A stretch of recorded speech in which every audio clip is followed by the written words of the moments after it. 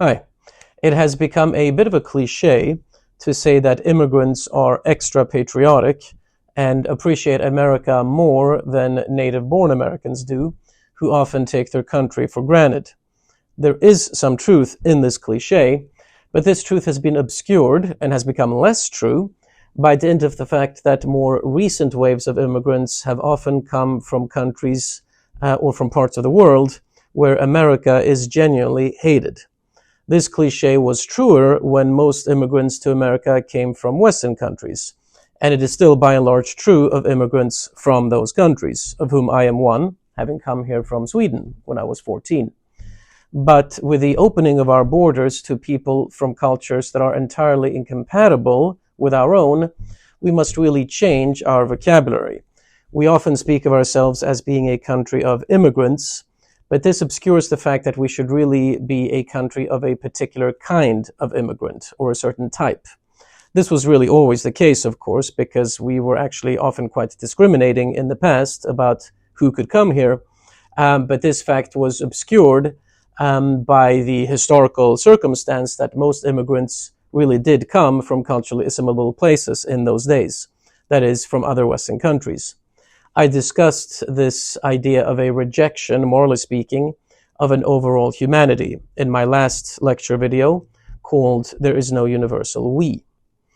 But here I would like to focus more on the positive aspects of patriotism and on America itself. It's worthwhile, first and foremost, to point out that patriotism is usually a good thing. I here largely agree with the philosopher MacIntyre, who passed away just last year. In his 1984 lecture, Is Patriotism a Virtue?, MacIntyre basically argues that morality is dependent on being able to associate morally with one's own community and country and to care about the interests of these. Such interests can sometimes come into conflict with a more Kantian and universalist view of morality, which is why such a view is generally to be rejected, although here MacIntyre is a bit kinder and more tactful than I would have been. In my opinion, in our rejection of universal morality, we not only embrace the morality of patriotism and a more local type of morality, we also realize that this view is not relativistic in the simple meaning of that term, but is itself a morally realist position. So what does that mean? It means basically that while we acknowledge that other countries have their own moralities, and that these can be more or less legitimate, we nonetheless insist on the superiority of our own way for us. This means that an argument can be made that cultural relativism, the idea that different cultures have their own truths, the argument can be made that this type of cultural relativism is a morally realist position, one that can still claim that there is a right and a wrong. That is, if you are an American, it is not an openly relative matter for you to choose whichever country's morality you would like to have. Rather, you have a moral obligation to embrace the American way. Doing so is virtuous. But so to come to America more specifically, there are so many reasons why I adore America, and I couldn't possibly list and discuss all of them here. But I'll mention a few salient ones that I think have some philosophical relevance and are not just a question of my own personal tastes. Since I used the word community a short while ago, it's worth pointing out that America, by virtue of her legal federalism and economic open markets, is more of a community than other Western countries where socialism is stronger, though of course we also have varying degrees of socialism here in the US as well, both on the federal level and depending on where you live on the local level, unfortunately. But where socialism reigns more fully, society is reduced to a mere calculation, a question of what I can get out of it and a question of what you can get out of it. And if we can get out roughly the same thing, we can tolerate each other. In America, on the other hand, we have real community by being the makers of our own fates. This individualism is understood as antithetical to community, but is in fact part of its foundation. By virtue of the fact that there is more openness here for our individual projects, we don't all measure ourselves by the same yardstick. And so this individualism in the United States helps us be there for each other's struggles and successes rather than to always look with an envious eye at our neighbors.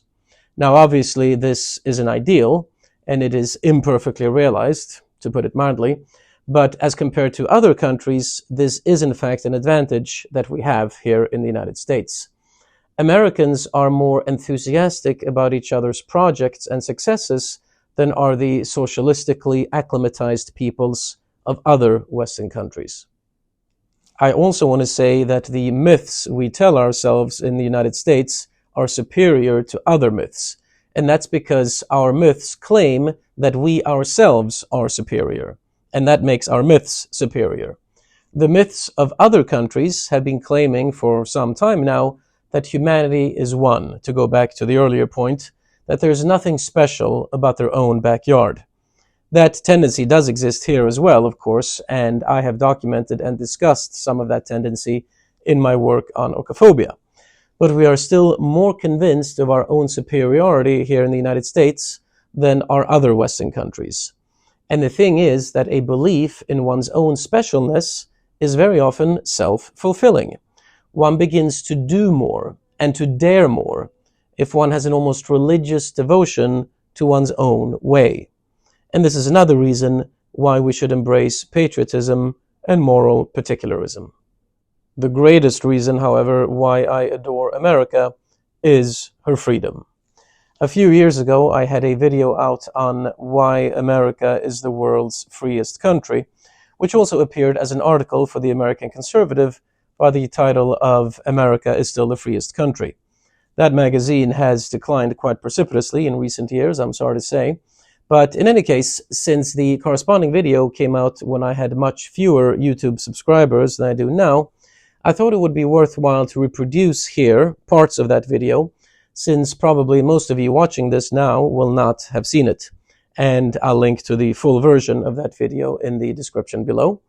And then after that clip, I will come back here to make a few final points. The fact that it is easier to legally bear arms in America than any other Western country is one of the biggest arguments for the claim that the United States is the freest country in the world. But the matter goes far beyond that, and contrary to certain freedom indices that exist out there, America is in fact the freest country in the world.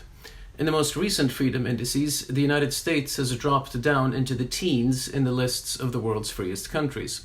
But as so often, lists and rankings of this kind are compiled by those of my fellow academics who think that the world can be understood through numbers alone. Whereas in fact, if one genuinely wants to understand a culture or a society, one must be steeped in it. One must read countless books, and one must befriend and live among its people, almost to the point of being one of them. Now, by a happy coincidence, I myself have done precisely that in many countries around the world, and on many continents, so I have much to say. Comparative freedom is a big topic, of course, but I'll at least scratch the surface by saying the following. The reason why North European countries such as Sweden and Germany score higher than the United States on press freedom, for example, is that everybody in those places basically think the same.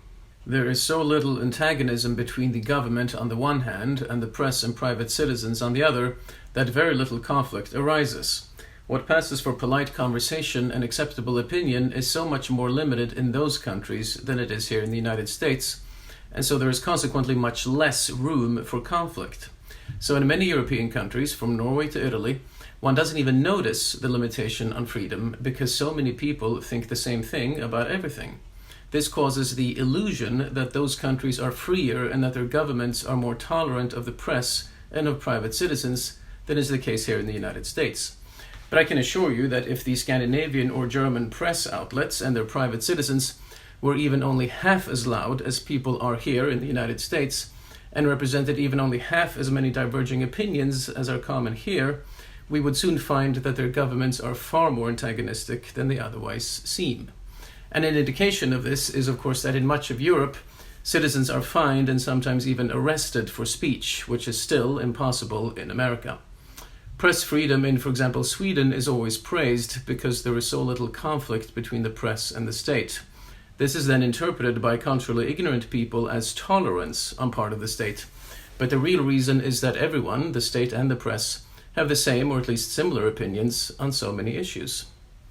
And indeed nowadays we see a sign of the fact that in the case of real antagonism, European governments are actually far more tyrannical than the American one is. The German government, for instance, is completely ignoring its own constitution and forbidding citizens to even go for walks in public because of COVID. Germany has a nominally federal system, as we do here, but all these state governors, the so-called Ministerpräsidenten, all agree with each other in cracking down on freedom, and so there is much less antagonism. Freedom and harmony to the untrained eye therefore appear to be the norm, although there are of course also some anti-government demonstrations in spite of the fact that the German government has banned protest. In contrast, the reason we find so much antagonism here in the United States between various entities is because we don't agree with each other, and because the Overton window is much, much broader here than it is elsewhere. This makes us score lower on freedom indices, even though it is in fact a proof of the freedom of thought and of the intellectual diversity that still exists, thank goodness, here in the United States. So there you have it. As a commenter on the original video said, "What an extraordinary point. America scores lower on freedom indexes precisely because there is more freedom for disagreement, which causes more conflict, which is interpreted as evidence that America is less free than nations that have less conflict because they are less free to be diverse." This was a very well-phrased summary. Now, American freedom extends into many other areas as well. For example, the much stronger culture of driving we have here in the United States, as opposed to being always reliant on the government's timetables. But getting into all of those things would take us too far afield, and this is a philosophy channel after all. And no, that gorgeous Mustang you saw isn't mine, alas. I wish it were, but they don't pay philosophers enough these days. So, happy 250th birthday, America. In order to stay great, you must remember, to go back to a point I mentioned in the beginning, to only welcome those immigrants who will uphold your values and be part of the Anglophone tradition of political philosophy upon which we are built. Those who do not, and who tend to come from particular parts of the world, of which we are all aware, should be turned away. So may you continue to be great for hundreds of years to come. It is a tremendous privilege to be a part of your story, to be able to call myself an American citizen. And of course, may we continue to do well in this World Cup. America is so great that we should be better in our fourth largest sport than other countries are in their first.